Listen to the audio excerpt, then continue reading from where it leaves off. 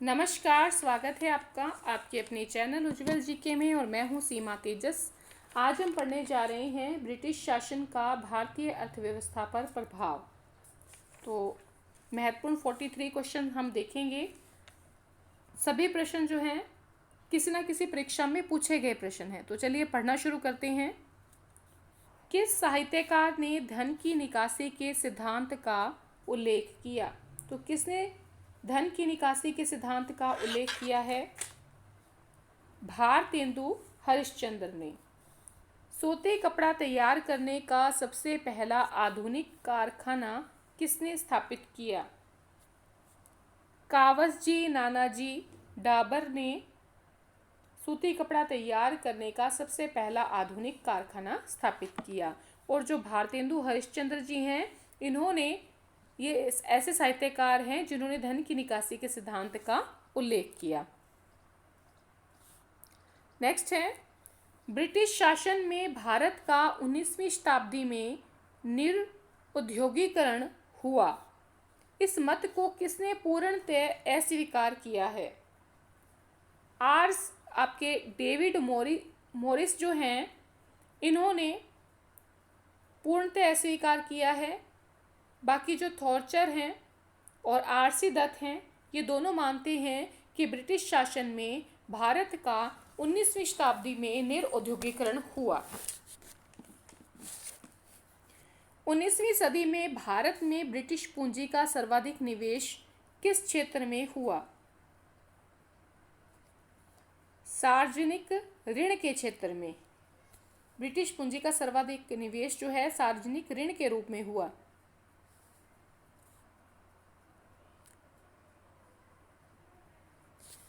कृषि के वाणिज्यीकरण के संबंध में कौन सा कथन गलत है? तो देखिए कौन सा कथन गलत है। वाणिज्यीकरण की नीति से किसान की माली हालत सुधरी, ऐसा नहीं हुआ। देखिए, नगद फसल का उत्पादन बढ़ा, क्षेत्रीय आधार पर कृषि उत्पादन का विशिष्टीकरण हुआ और इसने जमींदार, ऋणदाता, व्यापारी के तंत्र को स्थापित किया। तो ये सभी कृषि के वाणिज्यीकरण के संबंध में सही हैं तीनों, और बाकी सी ऑप्शन गलत है। कमियोटी प्रथा कहाँ प्रचलित नहीं थी? पूर्वी उत्तर प्रदेश में कमियोटी प्रथा प्रचलित नहीं थी। बाकी बिहार, असम, उड़ीसा में कमियोटी प्रथा प्रचलित थी।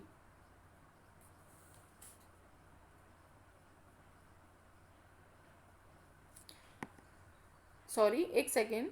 देखिए, कमियोटी प्रथा कहाँ प्रचलित नहीं थी? तो देखिए, असम में प्रचलित नहीं थी, ठीक है। बिहार में प्रचलित थी, उड़ीसा में प्रचलित थी, पूर्वी उत्तर प्रदेश में प्रचलित थी। असम में प्रचलित नहीं थी कमियोटी प्रथा। नेक्स्ट है, कौन सा बागान उद्योग विदेशी पूंजी से आरंभ हुआ? सही उत्तर है चाय, कॉफी, नील, ये सभी जो हैं विदेशी पूंजी से आरंभ हुए बागान उद्योग थे। भारत का कृषि प्रधान देश में परिवर्तित होना अंतर्राष्ट्रीय श्रम विभाजन की स्वाभाविक प्रक्रिया थी, जिससे भारत और ब्रिटेन दोनों को लाभ हुआ। इस मत के प्रतिपादक कौन थे? तो कौन थे इस मत के प्रतिपादक? ये सभी जो हैं Richard Cobden, John Bright, Theodore Morrison, J M. Keynes, ये सभी इस मत से जो है इस मत के प्रतिपादक हैं कि भारत का कृषि प्रधान देश में परिवर्तन होना अंतर्राष्ट्रीय श्रम विभाजन की स्वाभाविक प्रक्रिया थी, जिससे भारत और ब्रिटेन दोनों को लाभ हुआ।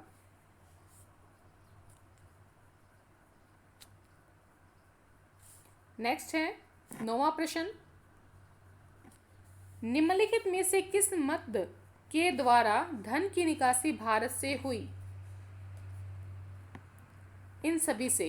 ऋण तथा सूद के रूप में, घरेलू व्यय के रूप में, सेना पर व्यय के रूप में धन की निकासी जो है, धन का बाहर यानी कि जो ब्रिटेन है वहाँ धन की निकासी हुई। तमिलनाडु के बंधुआ खेत मजदूर या कृषिदास क्या कहलाते थे? तो पन्नियाल कहलाते थे तमिलनाडु के बंधुआ खेत मजदूर। कृषिदास क्या कहलाते थे? पन्नियाल कहलाते थे। स्थायी बंदोबस्त किससे किया गया? जमींदारों से किया गया था स्थायी बंदोबस्त। बहुत महत्वपूर्ण प्रश्न है, ये आया भी हुआ है। नेक्स्ट है, इस्तमरारी बंदोबस्त किसने लागू किया था? लॉर्ड कॉर्नवालिस ने इस्तमरारी बंदोबस्त लागू किया था। रैयतवाड़ी प्रथा प्रारंभ की किसने की थी? टॉमस मुनरो ने। देखिए रैयतवाड़ी व्यवस्था गलत है, ये नहीं सही है। टॉमस मुनरो जो है इसने रैयतवाड़ी प्रथा शुरू की थी। अगर बात करें हम इस्तमरारी बंदोबस्त की तो लॉर्ड कॉर्नवालिस ने इस्तमरारी बंदोबस्त को लागू किया था। और अगर हम बात करें स्थायी बंदोबस्त की तो स्थायी बंदोबस्त जमींदारों से किया गया था। नेक्स्ट है, दादा भाई नौरोजी द्वारा प्रतिपादित अपवाह सिद्धांत यानी ड्रेन थ्योरी की सही परिभाषा नीचे के किस कथन में आती है? जल्दी से उत्तर लगाएं। सही है बी ऑप्शन, भारत की राष्ट्रीय संपदा का एक भाग या कुल वार्षिक उत्पादन ब्रिटेन को निर्यात कर दिया जाता था, जिसके लिए भारत को कोई वास्तविक प्रतिफल नहीं मिलता था। ये दादा भाई नौरोजी का ड्रेन सिद्धांत या आपके अपवाह सिद्धांत है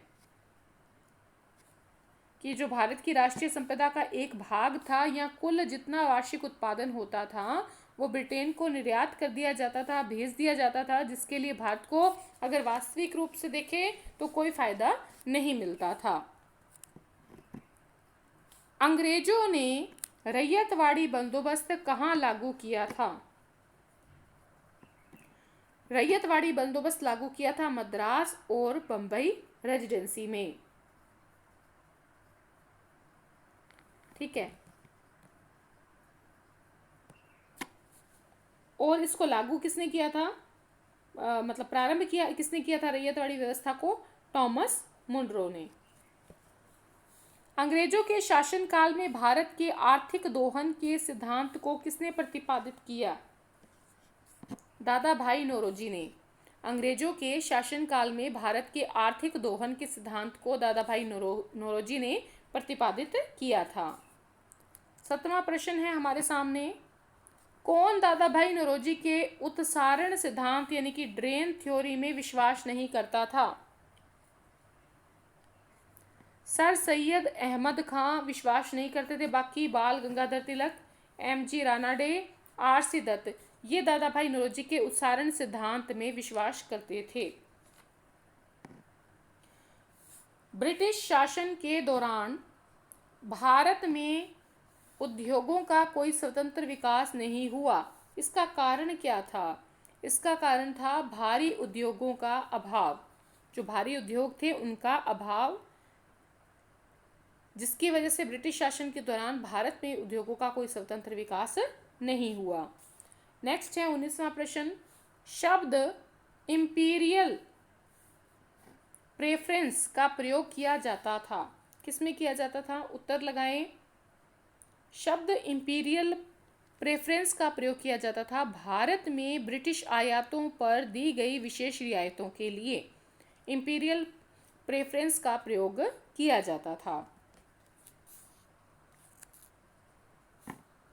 नेक्स्ट है, सर टॉमस मुनरो भू राजस्व बंदोबस्त से संबद्ध हैं, तो किससे संबंध है? इनका संबंध है रैयतवाड़ी बंदोबस्त प्रारंभ किया था सर टॉमस मुनरो ने। चलिए आगे बढ़ते हैं 21वें प्रश्न की ओर।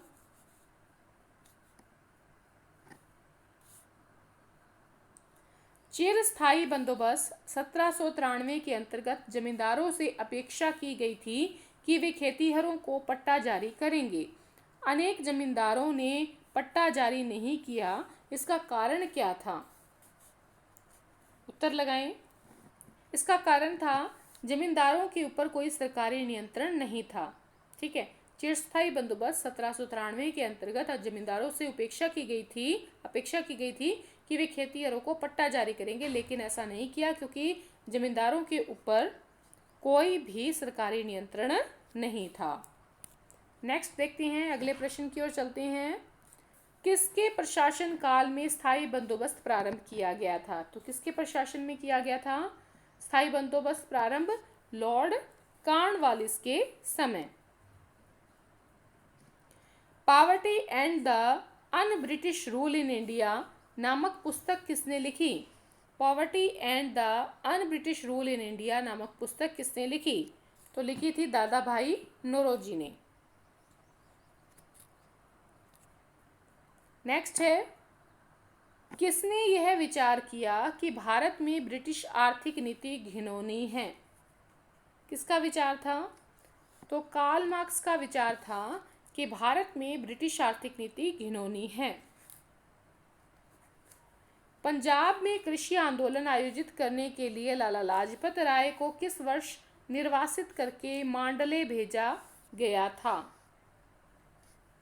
1907 में।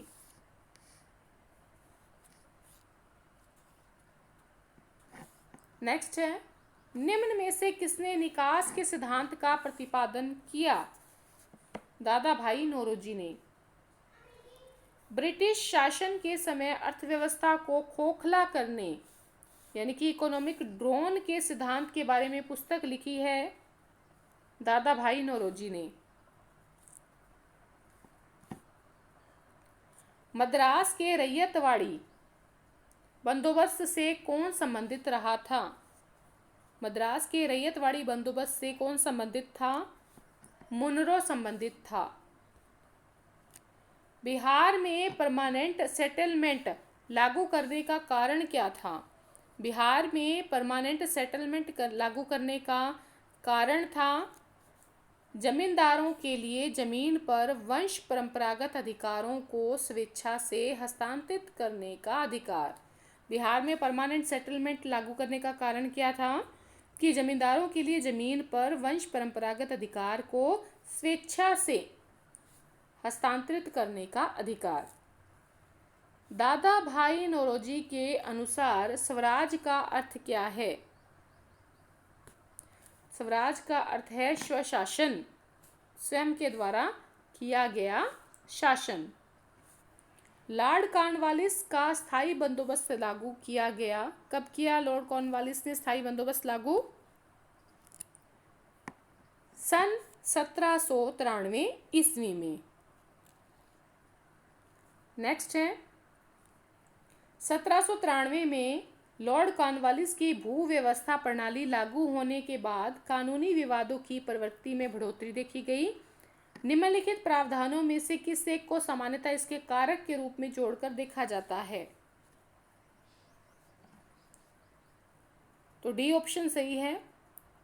ए बी सी कथनों में से कोई भी सही नहीं है। रैयतों की तुलना में जमींदार की स्थिति को अधिक सशक्त बनाना, ये भी गलत है। ईस्ट इंडिया कंपनी को जमींदारों का अधिपति बनाना, न्यायिक पद्धति को अधिक कार्यकुशल बनाना, तो कोई भी इसके कारक के रूप में हम नहीं जोड़ सकते। 33वां प्रश्न है, भारत में उपनिवेशी शासन काल में होम चार्जेस भारत से संपत्ति दोहन का महत्वपूर्ण अंग था।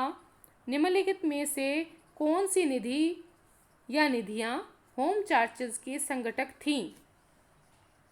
बताइए। तो देखिए इसमें कूट है, तो कूट देखते हैं कौन सा है।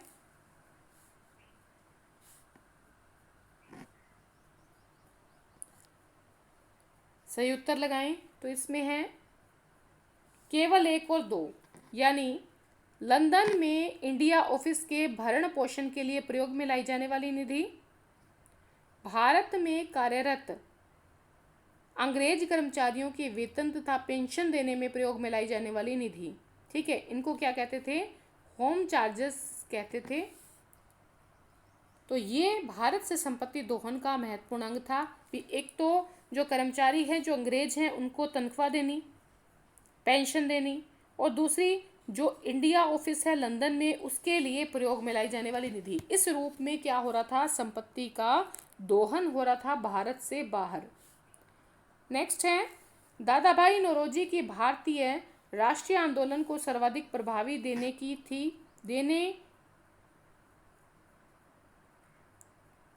दादा भाई नौरोजी की भारतीय राष्ट्रीय आंदोलन को सर्वाधिक प्रभावी देने की थी कि, उत्तर लगाएं जल्दी से, केवल 1, 2 और 3, केवल 1 और 3, 1, 2, 3, क्या उत्तर रहेगा, जल्दी से लगाएं। तो इसका सही है केवल 1। उन्होंने इस बात की अभिव्यक्त किया था कि ब्रिटेन भारत का आर्थिक शोषण कर रहा है, मतलब धन जो है ब्रिटेन जा रहा है भारत से। नेक्स्ट है, रैयतवाड़ी बंदोबस्त के संदर्भ में निम्नलिखित कथनों पर विचार करना है। उत्तर लगाएं जल्दी से। ऑप्शन रहेगा सी, 1, 2 और 3। किसानों द्वारा लगान सीधे सरकार को दी जाती थी। सरकार रैयत को पट्टे देती थी। कर लगाने के पूर्व भूमि का सर्वेक्षण और मूल्य निर्धारण किया जाता था। तो ये रैयतवाड़ी बंदोबस्त में किया जाता था। तो तीनों ही सही हैं।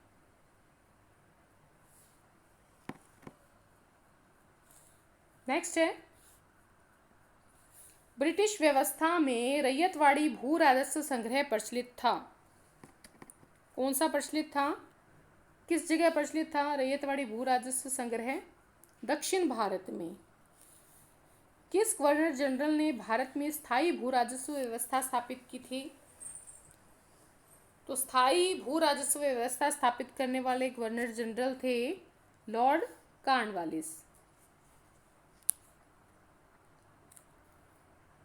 38वां प्रश्न है आपके सामने, रिक्त स्थानों की पूर्ति कीजिए में बंगाल और बिहार में भूमि पर किराएदारों के अधिकारों का बंगाल किराएदारी अधिनियम द्वारा दिया गया था। किस सन दिया गया था? 1885 में बंगाल और बिहार में भूमि पर किराएदारों के अधिकारों का बंगाल किराएदारी अधिनियम द्वारा दिया गया था। भूमि किराए पर दी गई थी।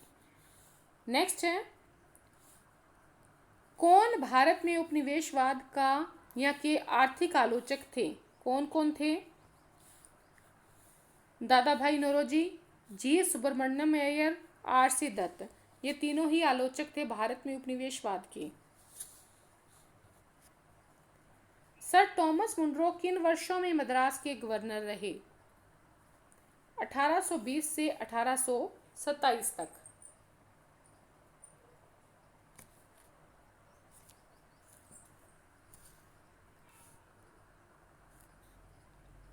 भारत के संदर्भ में शासन में पितृसत्तात्मक दृष्टिकोण निम्नलिखित में से किससे प्राय संबंधित माना जाता है?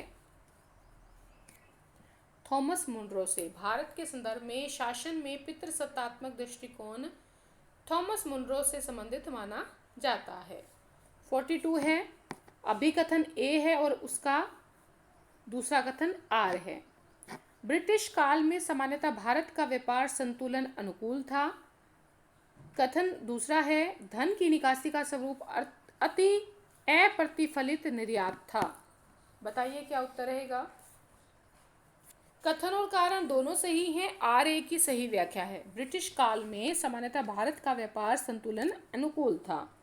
धन की निकासी का स्वरूप जो है वो अप्रतिफलित निर्यात था, मतलब जिसका कोई फल भारत को नहीं मिल पा रहा था। अंतिम प्रश्न है, कौन ब्रिटिश शासन के दौरान भारत में रैयतवाड़ी बंदोबस्त के प्रारंभ किए जाने से संबद्ध थे? उत्तर लगाएं। उत्तर होगा सी ऑप्शन, केवल 2 और 3, यानी अलेक्जेंडर रीड और थॉमस मुनरो। अलेक्जेंडर रीड और थॉमस मुनरो ब्रिटिश शासन के दौरान भारत में रैयतवाड़ी बंदोबस्त के प्रारंभ किए जाने से संबंध थे। अलेक्जेंडर रीड और थॉमस मुनरो। तो आज के लिए इतना ही। अगर वीडियो पसंद आई है तो एक लाइक शेयर ज़रूर करें और कमेंट करके बताएं वीडियो कैसी लगी। धन्यवाद।